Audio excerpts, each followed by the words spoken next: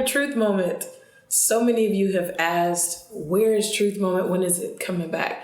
I apologize for my delay, but like I promised, you will not regret waiting for it to come back. This episode of Truth Moment is for my dreamers. It's for all the people that believe that they can have more out of life, they can do more in life, and that they can have the things that they're meant to have. This episode is entitled Being Positioned to Persevere. What exactly does that mean? What does it mean when you're positioned to persevere? Basically, that means that you're locked in to win. I just made that up. That was good. Being locked in to win means that you overcome everything that's been a part of your past that has held you down for so many years, and you actually go after what you've been dreaming for. So I got a question for you all. What will you do in this ever-changing, fastly created and populated world where it seems like everyone is creating a new idea every minute? What will you do to make yours stand out? And how will you keep up with everyone else's idea? I got the answer for that. You have to figure out what your weaknesses are, own them, cultivate them, and make them your strengths. What I mean by making them your strengths is so that no matter who obtains the outline for your weaknesses, knowing what area to target to tear you down, that doesn't matter. Because if you own it, you can turn that into a strength. What someone meant for your bad, you can turn it around for your good. And that looks like, for example, let's say you're in a workplace and your superior talks down to you. And let's say you grew up in a household where you were told you'd never be anything, no matter how hard you tried, no matter how hard you believed that you would never be anything. So that when that superior talks down to you, it puts you into that position. You then feel like, well, maybe they're right. Maybe that family member who told me I would never be anything, I could never achieve anything, maybe they were right. So then you settle in that mindset, that defeated mentality that you can never be anything.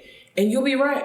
You won't be anything. You won't do anything, and you won't achieve anything. And that may sound negative, and that may sound that like I'm being condescending, but it's true. Just think about it. If you give someone else's words about yourself so much power to where it takes you out of believing the opposite, believing the positive for your life, then you will be stuck.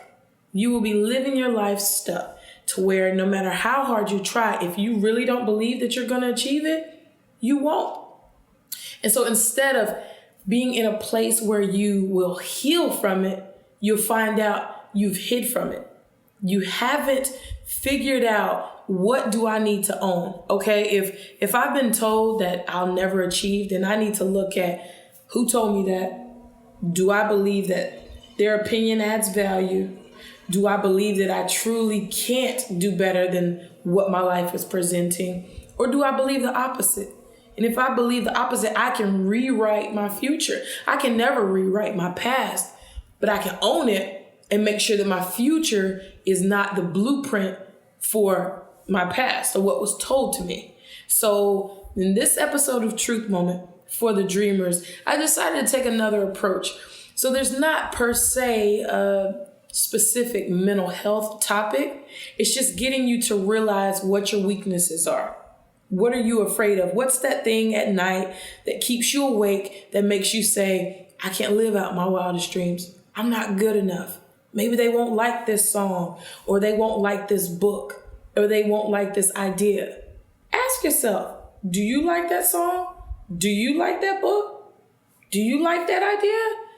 Because if the answer to those questions is yes, then it doesn't matter. You fuel yourself. There'll be times where you have to be your own cheerleader. And that provides a person an opportunity to exercise a perfected mental health. I can't cheer for myself if I don't know what to cheer. I can't cheer for myself if I don't know what game I'm playing. So when you know the intangibles, then you're able to be there for yourself. And there's nothing like getting people on board with someone who's self-confident and already believing in themselves. If I believe that I can live out my wildest dreams and I walk around with a certain air of confidence, Other people won't have choice but to jump on board. And even if they don't initially, that's okay, because you keep pushing yourself, because in the end and at night, the only person there is you anyway. And that goes for even if you're in a relationship, because although I'm married, my assignment is my assignment. So I can tell my husband what it is and he can support me. But even if he thinks it's far-fetched, it's my assignment. So with me putting in the work and the effort and the diligence, the prayers, the faith, he wouldn't have a choice but to get on board, and vice versa for him, vice versa, because he may have been given the word of what's in him, what dreams he needs to pursue, but it wasn't given to me. So being that your dream it hasn't been given to everyone else, so you can't expect everyone else to readily on board give you the supplies that you need. You got to go after it yourself. You got to realize, what are you being held captive to? What are you in bondage to? And a bondage that is self-inflicted is way worse than any bondage that anyone else could put on you in your life. Because when you defeat yourself, that's it. Game over. There's no do-over. There's no second chance, because then you have to tell yourself, you have to talk yourself into believing it. And that makes it harder to show.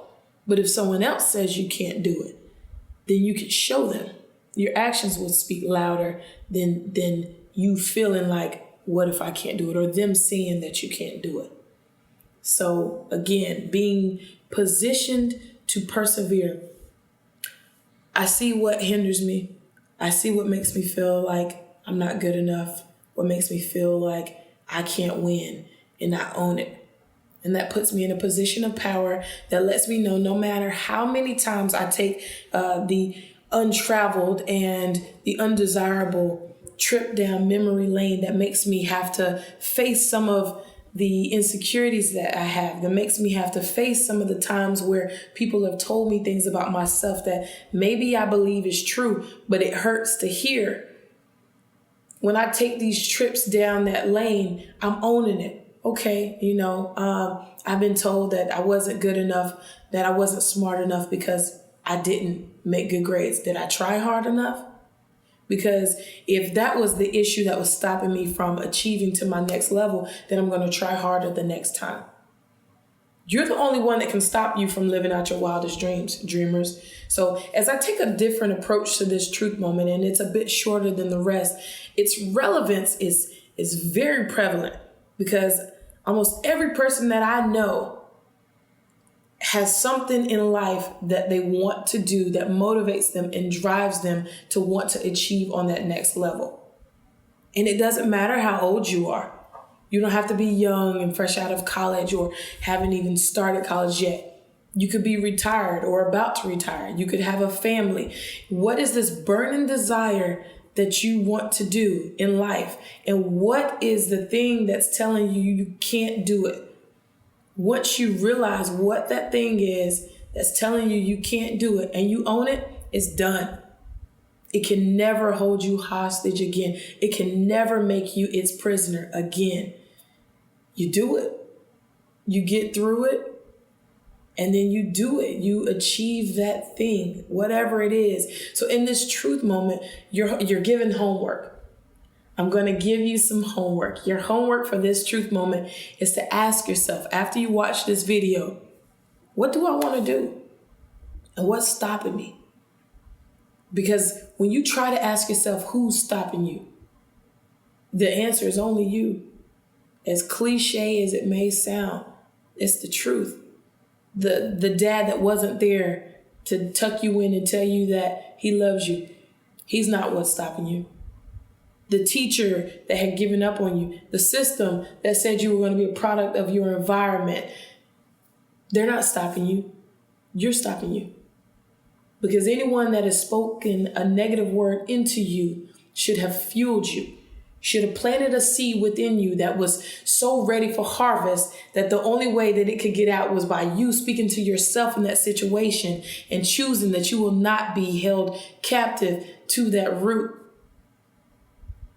So what's stopping you? Achieve your dreams. your wildest dreams.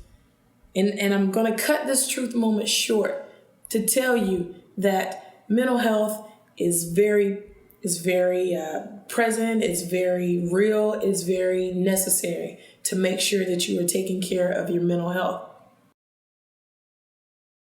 I would like to take this time now to address why I had taken time away from Truth Moment.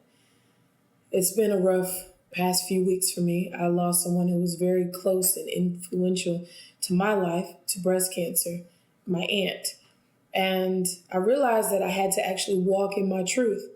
I can't tell you all to do it and not advocate and do it myself. So I had to take time away to check on my mental health, address my truth, what my aunt meant to me, what she means to me, and who she was for me in my life. So you guys actually know now, with me taking my hiatus, that you not only have a host that is dedicated to helping you reveal and unveil your truths, but she's making sure that she walks in her own. There's nothing about this that's hypocritical or for show. Mental health is very important, and it needs to be an important part of all of our lives. We have to evaluate quite often, actually, what truths are keeping us bound and what's stopping us from moving forward. With that said, I'm Tiara Pritchett. That's my truth. What's yours?